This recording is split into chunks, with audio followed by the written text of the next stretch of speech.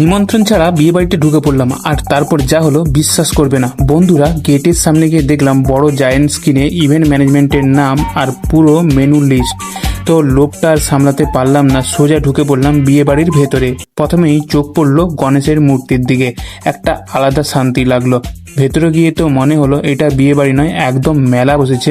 ভিড় এমন যে ব্রাইড আর গ্রুমের কাছে যাওয়া প্রায় অসম্ভব, একদম দুর্গাপুজোর প্রতিমা দর্শনের লাইনের মতো অবস্থা। তো চলে গেলাম স্টার্টার সেকশনে। আর কি নেই এখানে, ওয়েলকাম ড্রিঙ্ক থেকে শুরু করে মোমো, ফুচকা, পকোড়া, লস্যি সব কিছুই আছে। কিন্তু ভিড়টা এমন দাঁড়ানোই মুশকিল, তাই দু একটা আইটেম খেয়েই সোজা চলে গেলাম মেন কোর্সে। তো এখানে ঢুকেই চোখ আটকে গেল ডেকোরেশনে, একদম অসাধারণ। প্রথমে দিল একটা ব্যাগ, তার সঙ্গে জলের বোতল, রুমাল আর লজেন্স। তারপরে এলো কাঁসার থালা। সত্যি বলছি নিজেকে একদম জামাই ফিল হচ্ছিল। শুরু হলো খাওয়া, স্যালাড, লেবু, তারপর পমফ্রেট তন্দুরি, তারপর মিক্স রাইস আর সাথে চিকেন কোরমা। মনের মধ্যে তখন সাদা ভাতের খোঁজ। এসে গেল ডাল আর ঝিঙে পোস্ত, একদম জমজমাট ব্যাপার। এরপরে এলো ভেটকি পাতুরি। আমি তো খাওয়া বন্ধ করে একদম আনবক্সিং শুরু করে দিলাম।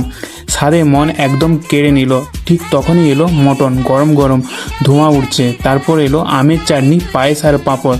বাইরে আবার মিষ্টি আর আইসক্রিমের আলাদা ব্যবস্থা ছিল, কিন্তু মিষ্টি আমার তেমন পছন্দ নয়, তাই এখানেই ফুল স্টপ।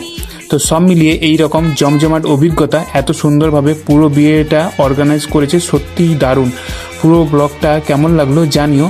তো দেখা হবে পরবর্তী ভিডিওতে। তোমরা খুব ভালো থেকো, সুস্থ থেকো।